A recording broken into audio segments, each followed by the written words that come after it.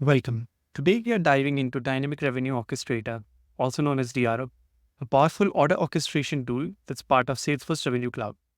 This tool revolutionizes the lead to ledger process by streamlining the journey from order placement to fulfillment. We'll focus on what happens after an order is placed and activated today. While we won't explore the initial order creation process, we'll start from the moment an order is activated. Now, in front of us, we have an order from our fictitious company, Quantec, which is a pioneer in computing systems and servers. Yeah, as you can see, we've got this Quantum Pro server and its child product, the hardware installation essential service, added to this order.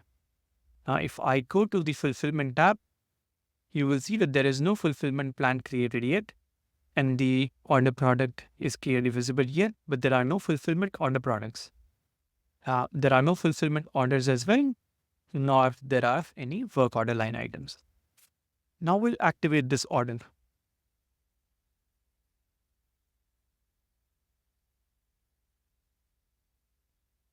Once the order is activated, DRO takes over. To see that, we'll refresh the screen. And as you can see, the order status has changed to order confirmed.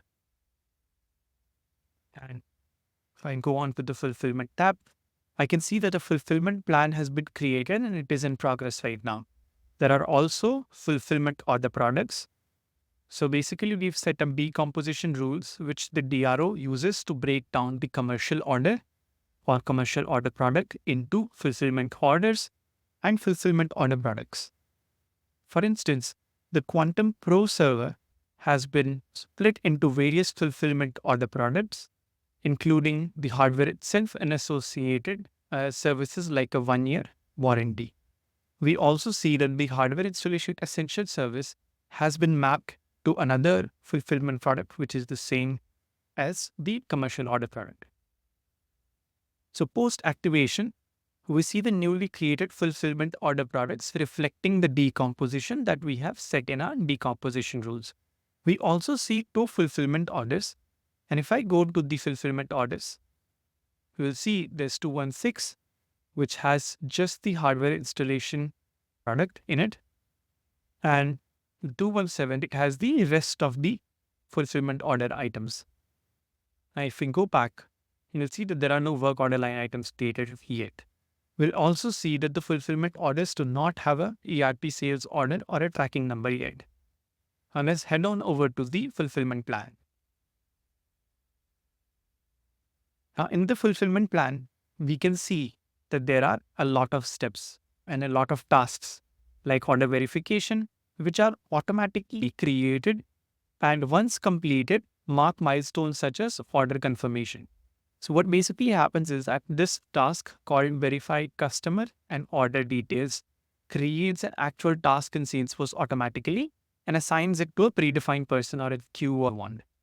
So if I go to my tasks for today, and if I refresh this view, I will see that this task has been created and assigned to a particular user, right?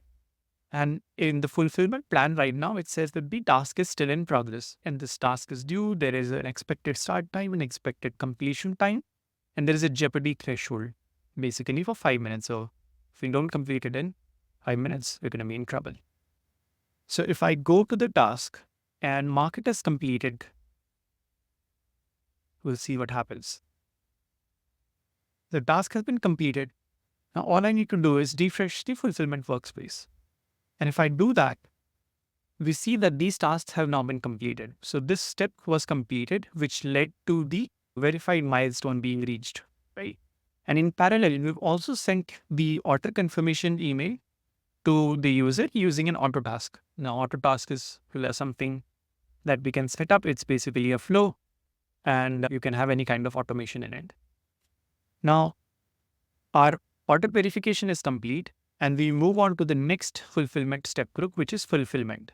So while trying to fulfill our order, what we've done is we've interfaced with an ERP where we handle the shipping. So what this does is it sends a request or a call out to the ERP with the list of fulfillment order items. And the ERP processes that and creates a sales order on its phone end. Then the ERP sends back the sales order number or ID to the fulfillment order. So I've also opened the same order in a different tab here. So as you can see, the order has been confirmed.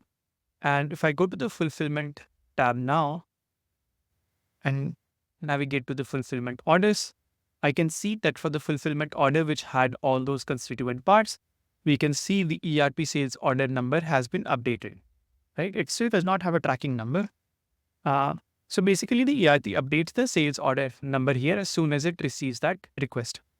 Now for the tracking number, what we'll do is we'll navigate to the ERP itself, refresh, and we'll try to find the ERP sales order, which is 1083. We'll find the order here, which is 1083. If I click on it, I can see that it has all the fulfillment order line items that we've sent it from Salesforce. Now, what we want to do is we want to ship this order. So I'll go to post and I will ship it.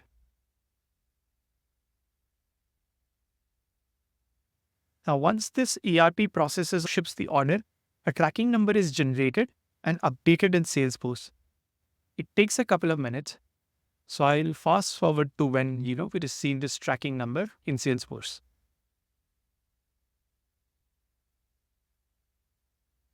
As we can see, that a tracking number has been received from the ERP now. Now I'll head back to the fulfillment plan.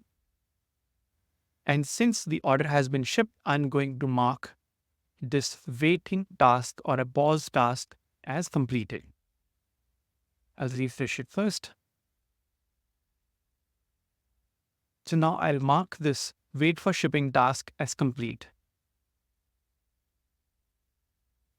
Once I do this, the system automatically sends the tracking details to the customer in terms of the tracking ID that we've received from the ERP system.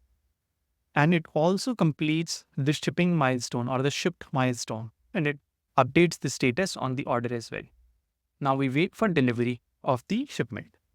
Once the delivery is completed, someone can come here and manually mark this status as complete. This can all be automated as well, but for the sake of simplicity, we've kept this manual for now.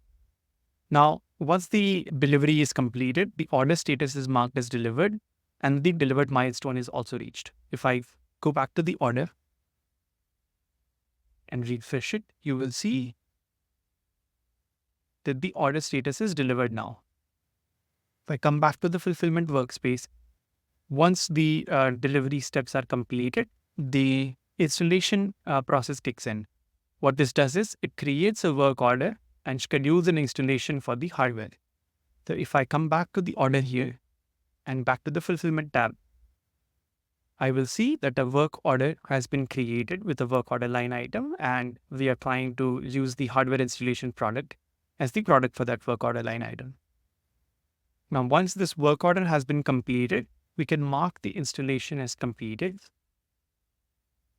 And when that happens, the order status is automatically changed to installed. If I refresh this page here, I will see that the order has moved into the installed status and complete. And it has moved to complete because as soon as the order reached the installed milestone, we also set up an entitlement and mark the order status as completed. Now I'll show you that the entitlement has also been automatically set up. So I come here to entitlements and refresh. And when I do that, I see that a 1-year standard warranty for Quantum Pro has been created. And it is assigned to the same account that the order belongs to. With that, the order status moves to completed, marking the end of this seamless process managed by DRO. To sum it up, with DRO, Salesforce's Revenue Cloud Advanced ensures an efficient and automated journey from order placement to fulfillment, enhancing operational efficiency and customer satisfaction. Thank you for watching this quick demo of the Dynamic Revenue Orchestrator.